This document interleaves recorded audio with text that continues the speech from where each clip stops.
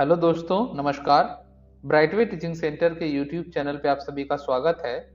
आज हम लोग क्लास 12th के बिहार बोर्ड में होने जाने वाली परीक्षा 2022 में हिस्ट्री के सब्जेक्ट्स के कुछ इंपॉर्टेंट प्रश्नों को आज देखने जा रहे हैं। तो इसी कड़ी में आज हमारा पहला प्रश्न है, मेगास्थनीज कौन था? तो मेगास्थनीज दरअसल राजदूत था सेल्यूकस निकेटर का, जो यूनान का शासक था, ग्रीस का शासक था। उसे उन्होंने भेजा था चंद्रगुप्त मौर्य के दरबार में। तो मेगास्थनीज ने इंडिका किताब भी लिखी थी और वह एक राजदूत भी था। हमारा दूसरा प्रश्न है, पंच चिन्ह वाले सिक्के बने होते थे, यानी punch mark coins were made of. तो ये चांदी और तांबे दोनों के पाए गए हैं, यानी कि ये चांदी के भी बने होते थे और तांबे के भी बने होते थे। तो सही उत्तर होगा हमारा बी और सी दोनों। भीष्म को और क्या कहा जाता था? तो भीष्म को गंगा पुत्र भी कहते थे। तो पितामह भीष्म शांतनु और गंगा के पुत्र थे। तो शांतनु और गंगा के पुत्र भी थे, इसलिए इन्हें गंगा पुत्र के नाम से भी जाना जाता है। हमारा अगला प्रश्न है, अभिमन्यु किसका पुत्र था? तो अभिमन्यु अर्जुन और सुभद्रा का पुत्र था, यानी यहां में अर्जुन दिख रहा है, तो अर्जुन का ही पुत्र था अभिमन्यु, और बहुत ही पराक्रमी योद्धा थे वो महाभारत के समय के। द्रौपदी को स्वयंवर में किसने जीता था? आप सभी को उत्तर पता होगा, बहुत ही सामान्य सा प्रश्न है। सही उत्तर है अर्जुन। अर्जुन ने द्रौपदी को स्वयंवर में जीता था, और द्रौपदी को पांचाली के नाम से भी संबोधित किया जाता है। कौरव की संख्या कितनी थी? तो कौरवों की संख्या 100 थी।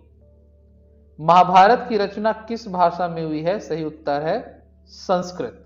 संस्कृत में हुई, और महाभारत पूरे विश्व का सबसे बड़ा महाकाव्य है। और इसी महाभारत के बीच की घटना है भगवत गीता, जहां पर भगवान श्री कृष्ण अर्जुन को उपदेश देते हैं जब उसे अज्ञानता हो गई थी। हमारा अगला प्रश्न है, ऋग्वैदिक लोग किसकी पूजा करते थे? तो ऋग्वैदिक लोग प्रकृति की पूजा करते थे। और ऋग्वेद में जो सबसे प्रमुख देवता माने गए हैं वो माने गए हैं इंद्र।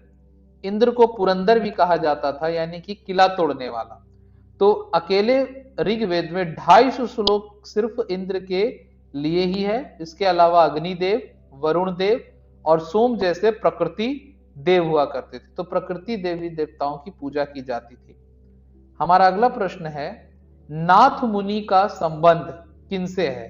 तो नाथ मुनि को श्री रंगनाथ मुनि और श्रीमन नाथ मुनि भी उनका नाम है। तो ये वैष्णव धर्म से संबंधित थे और वैष्णव धर्म के प्रथम आचार्यों में से एक।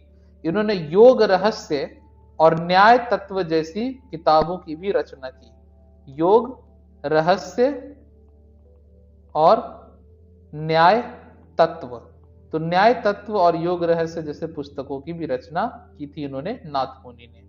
अगला प्रश्न है, सुत्त पिटक किस धर्म से संबंधित है?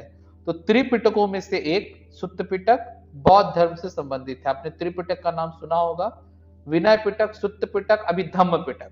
तो दरअसल सुत्त पिटक बौद्ध धर्म से जुड़ा हुआ और उसमें बुद्ध के उपदेश का संग्रह है। तो सुत्त पिटक में बुद्ध के उपदेशों का संग्रह किया गया है। महात्मा बुद्ध के बचपन का नाम क्या था? बहुत ही आसान सा प्रश्न। सही उत्तर है सिद्धार्थ। महात्मा बुद्ध को तथागत भी कहते थे, शाक्य मुनि भी कहते थे, महात्मा बुद्ध भी कहा जाता था। तो सिद्धार्थ उनके बचपन का नाम। प्रथम बौद्ध संगति किस शासक के समय हुई थी? सही उत्तर है अजातशत्रु, हर्यंक वंश के 483 ईसा पूर्व में, जिन्हें हम बिफोर क्राइस्ट भी कहते हैं, राजगृह के सप्तपर्णी गुफा में, और इसके अध्यक्ष रहे महाकश्यप। हमारा अगला प्रश्न है, महावीर ने पार्श्वनाथ के सिद्धांतों में कौन सा नया सिद्धांत जोड़ा? तो महावीर स्वामी ने ब्रह्मचर्य को 5वां महाव्रत के नाम से जोड़ा, 5वें सिद्धांत को जोड़ा। 4 सिद्धांत पार्श्वनाथ ने दिए थे, वो 4 कौन से थे? तो अहिंसा, सत्य, अपरिग्रह और अस्तेय। अस्तेय का मतलब होता है चोरी नहीं करना, अपरिग्रह का मतलब होता है जरूरत से ज्यादा सामग्री इकट्ठा न करना, सत्य का मतलब आप जानते हैं, और अहिंसा का मतलब होता है हिंसा न करना, मन वचन कर्म से किसी को चोट न पहुंचाना। तो 4 पार्श्वनाथ ने दिए थे, जो कि 23वें तीर्थंकर थे जैन धर्म के, और 5वां महाव्रत ब्रह्मचर्य महावीर स्वामी ने जोड़ा। हमारा अगला प्रश्न है, प्राचीन भारत में धम्म की शुरुआत किस शासक ने की थी? बहुत ही आसान सा प्रश्न। सही उत्तर है अशोक ने, मौर्य वंश के अशोक ने की थी। और धम्म प्राकृतिक शब्द है, आप जानते होंगे कि उस समय प्राकृत, पाली, इस तरह के लैंग्वेजेस बोले जाते थे, भाषाएं बोली जाती थी। तो संस्कृत का एक शब्द है धर्म, उसी धर्म का प्राकृत में धम्म के नाम से संबोधन किया जाता है। तो धर्म बन गया धम्म, किसमें? प्राकृत में। हमारा अगला प्रश्न है बुद्ध चरित की रचना किसने की थी? सही उत्तर है अश्वघोष। अश्वघोष ने बुद्ध चरित की रचना की थी। प्रथम जैन संगति कहां हुई थी? सही उत्तर है पाटलिपुत्र। याद रखेंगे मित्रों, जैन संगति दो ही हुई थी, पहली पाटलिपुत्र बिहार और दूसरी बल्लवी गुजरात में। तो जैन संगति पहली पाटलिपुत्र में हुई। अगला प्रश्न है पावापुरी का संबंध किस धर्म से है? सही उत्तर है जैन धर्म से, क्योंकि 468 ईसा पूर्व में 468 बीसी में 72 वर्ष की आयु में महावीर स्वामी की मृत्यु पावापुरी में ही हुई थी, जो कि नालंदा जिला के अंतर्गत आता है, बिहार का एक स्थान है, बहुत ही पवित्र स्थान है, लोग यहाँ पर आते हैं। हमारा अगला प्रश्न है कादंबरी के लेखक कौन है? सही उत्तर है बाणभट्ट। बाणभट्ट ने हर्षचरित्र भी लिखा है और कादंबरी भी लिखा है। बासवन्ना किस आंदोलन को शुरू किए थे? सही उत्तर है वीर शैव लिंगायत।